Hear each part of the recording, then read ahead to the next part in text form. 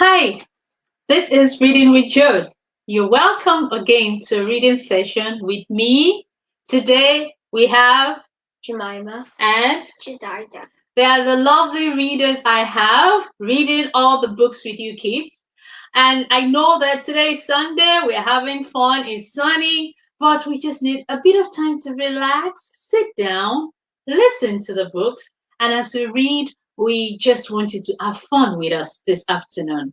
Yesterday, Jed, we stopped when Penny was protesting that she didn't pull deal. Is that true? And so, can we continue from there? Let's see what happened then. Miss Erskine ignored her. She was trying to prise my fingers away, but I wouldn't let her. George was there under the palm of my hand.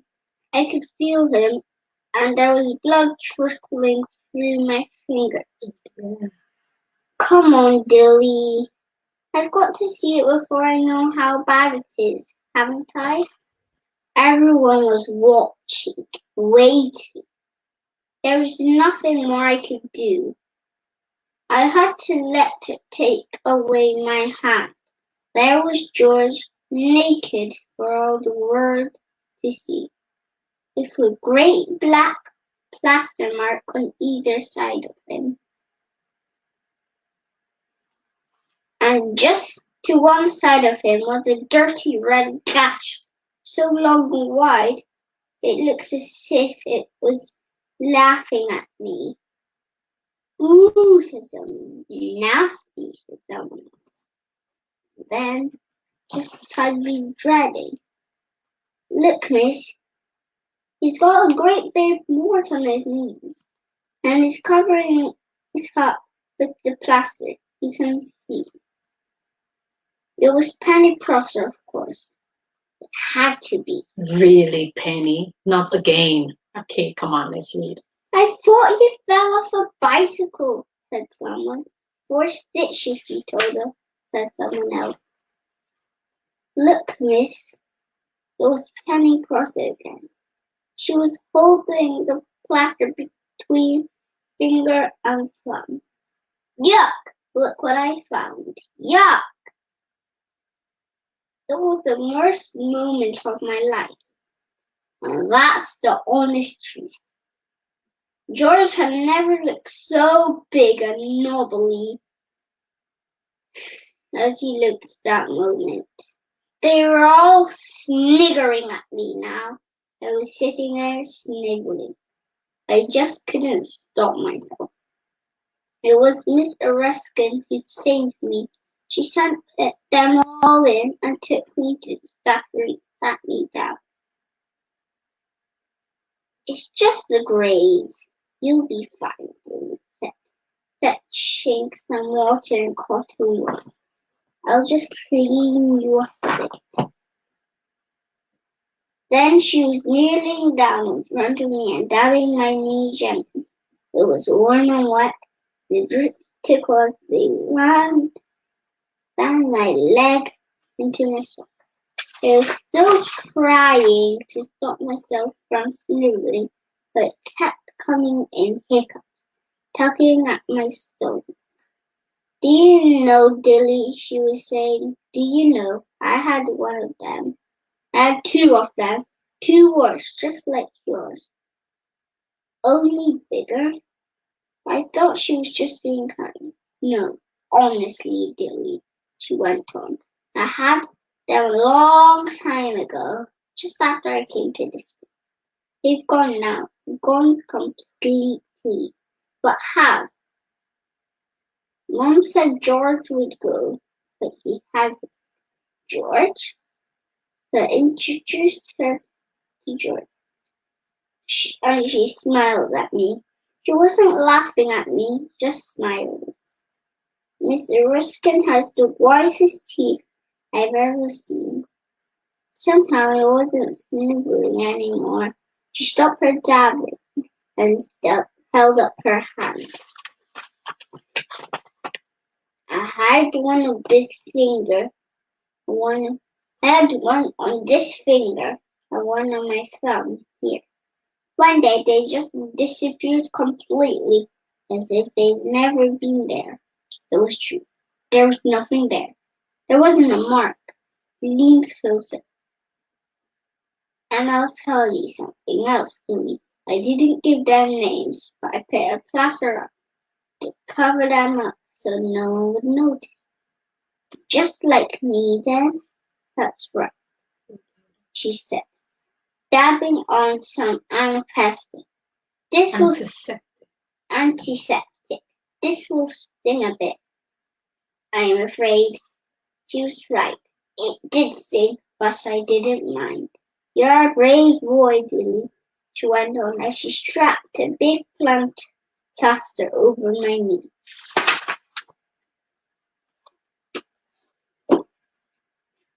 But how, miss?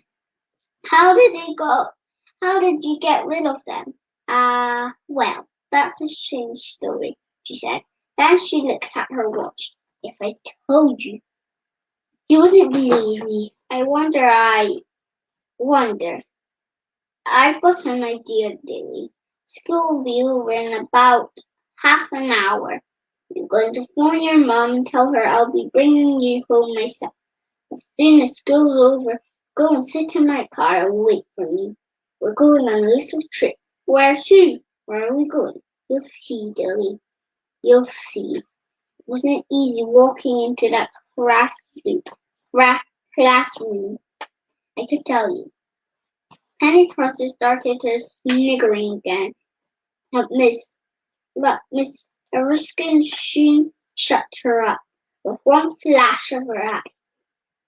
No one else bothered me after that. We always have story time last lesson. Today Miss Erskine was reading us a story about a sultan and a cockerel. But I could just not concentrate on sultans and cockerels. All the time I was wondering where Miss Erskine was going to take me after school and how on earth she had managed to get rid of her awards. Before I knew it, the bell rang for the end of school. Oh, good. Interesting. Well done. Good reading. A clap for Jen. Well done. So, Jen, any questions today from what you read?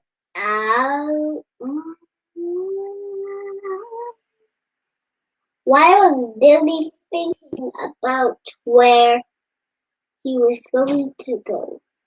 Why was Dilly thinking about where he was going to go? Interesting. What's the answer? Yeah, really tricky. Does it say anything? Wait. Does it say anything about it? Where is it? No, if you have not read it, you can't ask the question. No, if you have not read it, but everyone else have not read it. So you ask a question about what you did today. Okay? So, can I ask a question? Or do you have a question, Jenny? What's the question? No, ask a question. Okay. Where did Miss Erickson have her awards? Where did Miss Erickson have a 2 what? Very good question. If you know the answer, drop your answer. Let me open this up. Do you know the answer? Tell us, where did Miss Erickson have a 2 what? Interested? If you know it, you can type it if you don't want to say it out. And if we go ahead and Jet play the violin for us today. Yeah. Do you know? Oh, yeah, mute. We'll come back to the question. Oh, yeah, Jet, play your violin. So it's time for Jet to play music. What are you playing today? Song of the Week. Oh, I thought it's all Come Little Children. No. Oh, please. Oh, come little children. We are all children. Please. Yeah, come on. Play what you want to play. Yeah, come on. And we can't see you. Can you see properly? Yeah, come on. That's it. No. Oh, come little children. Oh, come little children. Can you do Come Little Children? Just do.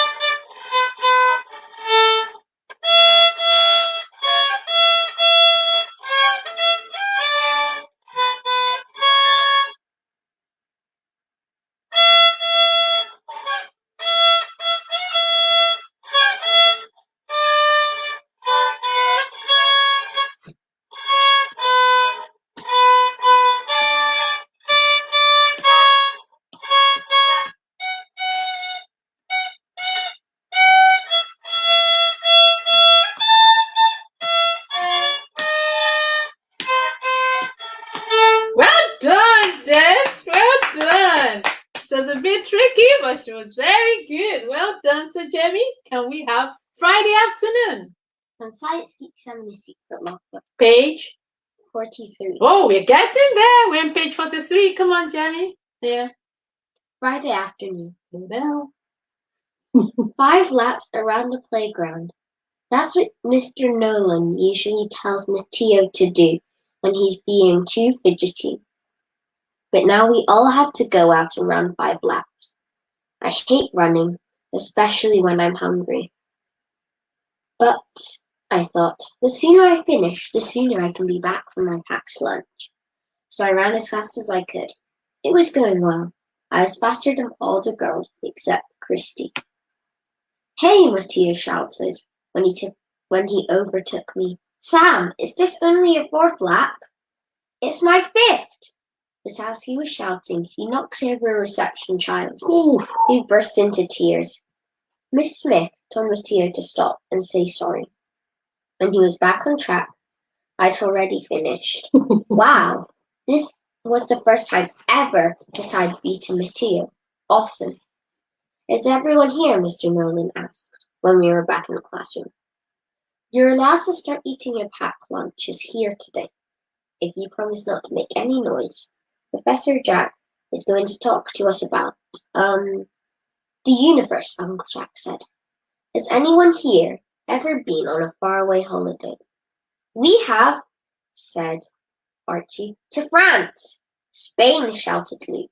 He looked smug and took a bite of his cheese sandwich. He thought he'd been further than anyone else. But Rachid had been to Turkey. Too bad for Luke. Turkey, Uncle Jack said. That is really far. Really far, Rachid echoed proudly. We were in the car for 30 hours. We only stopped 5 times, just for a wee. And a poo? Matteo checked. Of course, but that was all. Uncle Jack scratched his head. I don't think they talk about wee and poo in his lab as often as we do in our class. Right, yes. Turkey is very far away indeed. But even if you're in Turkey, you're not even halfway across the globe. Nothing like halfway, actually. Here's a fact. If you drive 1,000 kilometers per day, it will take you nearly 40 days to go around the Earth. But if, on the way home, you drive east rather than west, you gain a day. That means you could return in 39 days instead. Imagine motorways in the ocean, so you could drive around the entire Earth, Uncle Jack said. How long would it take you? Any guesses? I raised my hand. 1 week? Uncle Jack shook his head. 40 days. 40 days, said Christy. She put her water bottle down. 40 days in the car with my little brother? No way. I turned to look at Christy. She's pretty awesome for a girl. I wouldn't mind traveling around the world for 40 days with Christy next to me. Wow, that's a crush. Come on. But I couldn't bear the thought of sitting in between Simon and Lottie for that long. 2 hours in the car next to snotty Simon is as much as I can take. And imagine, Uncle Jack carried on, that you wanted to travel to the sun. Do you know how long that would take if you went by car and didn't stop at all? 171 years. Wow. You can't drive a car through the sky, Archie said. No, of course not, Uncle Jack admitted. A car is difficult to drive off the road. It would be better to go by rocket.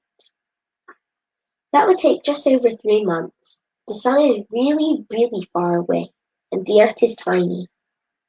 Uncle Jack bent down and picked a breadcrumb off the floor.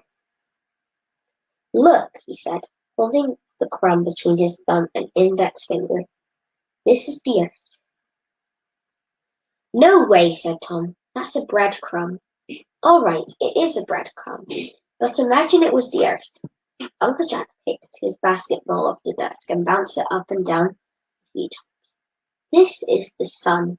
The earth fits into the sun more than 1,000,000 times. It is that big, but the sun is actually quite a small star. Here's another one. It wouldn't be very clever to travel to the sun because it's extremely hot there. On the outside of the sun is 6,000 degrees Celsius, and there are jet flames of over 1,000,000 kilometers high. If you got near one of those, you and your rocket would be roasted in no time. Uncle Jack went on to tell us about stars that were much, much bigger than the sun, like Arcturus and Canis Major.